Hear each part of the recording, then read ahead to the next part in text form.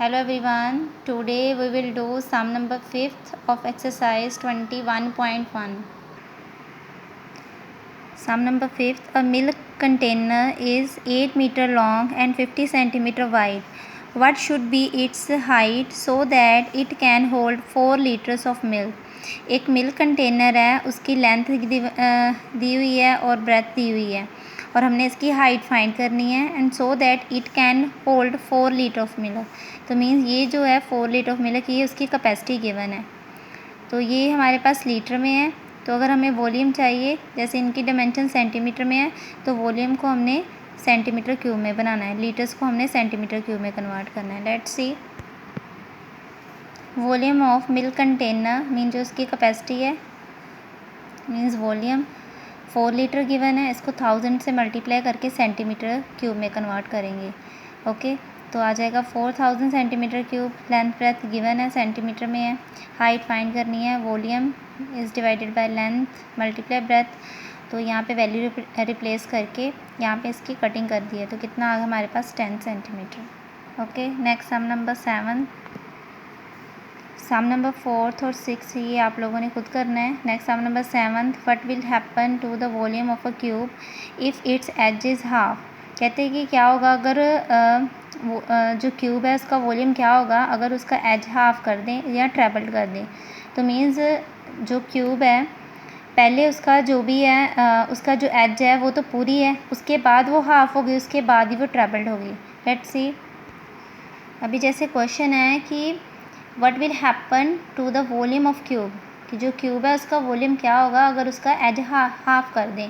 तो पहले तो उसका जो एज है वो तो फुल्ली होगा, इसलिए हमने कंसिडर करना है, क्योंकि गिवन नहीं है इसलिए कंसिडर करेंगे. Let edge of the old, थोड़ा चेंज करने के लिए कि जो पहले है क्यूब जो ओरिजिनल में होता है वो क्यूब जो है उसको मैंने ओल्ड नाम दे दिया. Let edge of old cube is equal to x centimetre और उसका वॉल्यूम कितना आ जाएगा x क्यूब सेंटीमीटर क्यूब, क्योंकि वॉल्यूम ऑफ क्यूब का फॉर्मूला था साइड क्यूब. साइड जो है हमने मानी है x मानी है. ठीक है, तो यहाँ पे आ गया X cube. Edge of new cube, जो न्यू क्यूब है वो उन्होंने बोला है कि आपने क्या लेना है, फर्स्ट पार्ट में हाफ लेना है. तो अगर इसमें आपने हाफ लेना है तो पहले x था, अब उसका हाफ कर दिया, एज हो गया x/2 और इसका वॉल्यूम फाइंड करेंगे x/2 रेस्ट पर 3 x रेस्ट पर 3 और 2 को 3 टाइम करेंगे 8 सेंटीमीटर क्यूब. अब मैंने इसको ऐसे सेपरेट करके लिखना है 1/8 मल्टीप्लाई, और ये जो चीज़ है ये हमारे पास क्या बन जाएगा, मीन्स ऐसे आ जाएगा ना 1/8 मल्टीप्लाई x रेस्ट पर 3 सेंटीमीटर क्यूब. तो ये देखो ये सारी की सारी टर्म जो है ये है बनी हुई, और ये किसके इक्वल है, volume of the old cube. तो इसीलिए आ जाएगा 1/8 multiply volume of old cube. तो उन्होंने वही क्वेश्चन पुट किया था कि जो क्यूब है उसका वॉल्यूम क्या होगा अगर उसका एज हाफ कर दें. तो जो न्यू क्यूब है उसका वॉल्यूम क्या होगा 1/8 टाइम्स हो जाएगा, किससे, वॉल्यूम ऑफ ओल्ड क्यूब से. Okay, next part. इसमें भी मैंने पहले एज जो है इसका कंसिडर किया है.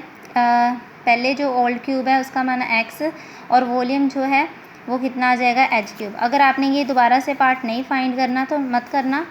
ठीक है, आप ऐसे अगर आपको मीन्स अगर सेपरेट आ जाए तो फिर आपने ये पार्ट भी करना है, ये अगर दोनों इकट्ठा आ जाए तो आप 1 टाइम भी कर लो तब भी ठीक हो जाएगा. ठीक है, तो यहाँ पे ओल्ड क्यूब जो है उसका वॉल्यूम आ जाएगा हमारे पास x क्यूब सेंटीमीटर क्यूब.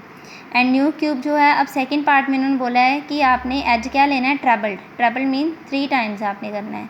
तो 3x और वॉल्यूम ऑफ क्यूब का फॉर्मूला एज क्यूब या साइड क्यूब. तो यहाँ पे मैंने यहाँ वैल्यू रिप्लेस कर दी और इसको 3 टाइम कर दिया. 3 को 3 टाइम करेंगे 27 और साथ में आ गया x क्यूब सेंटीमीटर क्यूब. अब ये जो टर्म है ये x क्यूब सेंटीमीटर क्यूब, ये किसका वॉल्यूम है, volume of the old cube, इसीलिए मैंने यहाँ पे लिख दिया. तो मीन्स जो न्यू क्यूब है उसका वॉल्यूम किसके इक्वल आ गया, जो ओल्ड क्यूब है उसका 27 टाइम. ठीक है, जो न्यू क्यूब है वो 27 टाइम्स क्या होगा, volume of the old cube. ठीक है, नेक्स्ट है some number 8. What will happen to the volume of a cuboid if its length is double, height is same, breadth is half. तो इसमें भी उन्होंने पूछा है कि जो क्यूबॉइड है उसका वॉल्यूम क्या होगा अगर उसकी लेंथ जो है डबल कर दें, हाइट उसकी सेम लें और ब्रेथ जो है उसकी हाफ कर दें. तो जो पहले क्यूबॉइड है उसका तो उसकी लेंथ फुल लेनी है, ब्रेथ भी पूरी लेनी है और हाइट भी। उसके बाद वो डबल है या हाफ है वो हम देखेंगे कि फर्स्ट पार्ट में जैसे लिखा है उसी के अकॉर्डिंगली हमने लेंथ ब्रेथ हाइट लेनी है। Let's see. तो यहाँ पे मैंने वॉल्यूम ऑफ ऑल क्यूबॉइड मान लिया कि उसकी लेंथ जो है एल है, बी ब्रेथ बी और हाइट जो है एच से डिनोट की है, वॉल्यूम ऑफ ऑल क्यूबॉइड।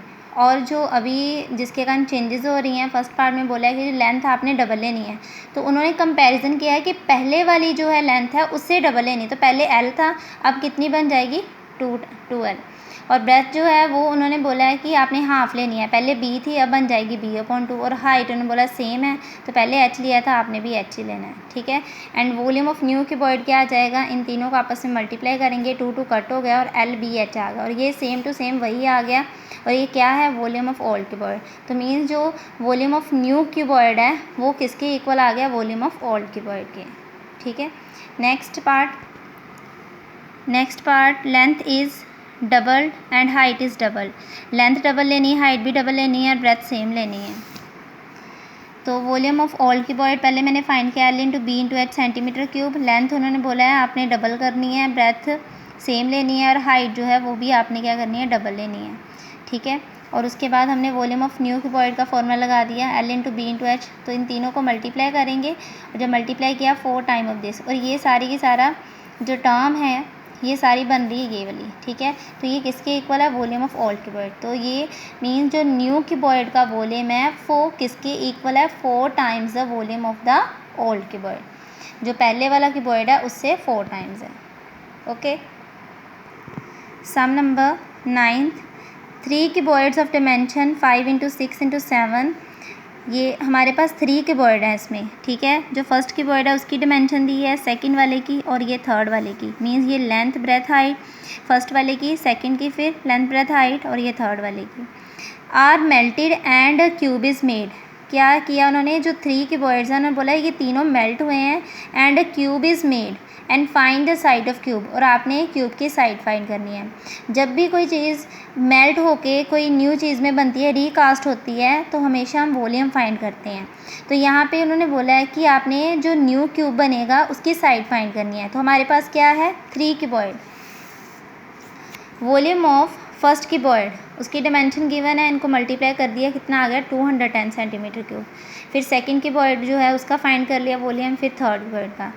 अब उन्होंने बोला है कि इन तीनों क्यूबॉइड्स को मेल्ट करके एक नया क्यूब बनाया, ठीक है। तो इन तीनों को हम क्या करेंगे, प्लस करेंगे, टोटल वॉल्यूम फाइंड कर लिया, ओके। इसके बाद जैसे हमने साइड फाइंड करनी है क्यूब की, तो क्यूब की साइड मैंने कंसिडर कर ली x। अगर आपने ऐसे लिखना है ऐसे भी लिख सकते हो, l लिखना है l लिख लो, जो भी आपने वेरिएबल कंसिडर करना है। तो क्यूब की साइड मैंने मानी x है और उसका वॉल्यूम कितना बन जाएगा, ये जो नया क्यूब बना है इसका वॉल्यूम आ जाएगा x3। And volume of cube is equal to volume of 3 cuboid. ये दोनों आपने आपस में इक्वल करने हैं, तो इनकी वैल्यू रिप्लेस कर देना x3 और ये आ जाएगा 512। और उसके बाद अब इसके फैक्टर बना दिए मैंने 888 और ये 3 टाइम आया, दोनों साइड पे 3 कट हो जाएगा। So side of cube is equal to 8, ठीक है। अब जैसे यहाँ पे है, मैंने बोला कि यहाँ पे आप इन दोनों को इक्वल कर दो। अब इक्वल क्यों करना है, क्योंकि इन तीनों को मेल्ट करके एक नई चीज़ बनाई गई है। तो मीन्स इन तीनों का जो वॉल्यूम होगा वो नए क्यूब के वॉल्यूम के इक्वल होगा, ठीक है। तीनों क्यूबॉइड को मेल्ट करके जो नया क्यूब बनाया उसका वॉल्यूम इन तीनों वॉल्यूम के इक्वल होगा। मीन्स जैसे अगर मान लो कि हमारे पास बेसन है, ठीक है, तो हमने उसके लड्डू बनाने हैं।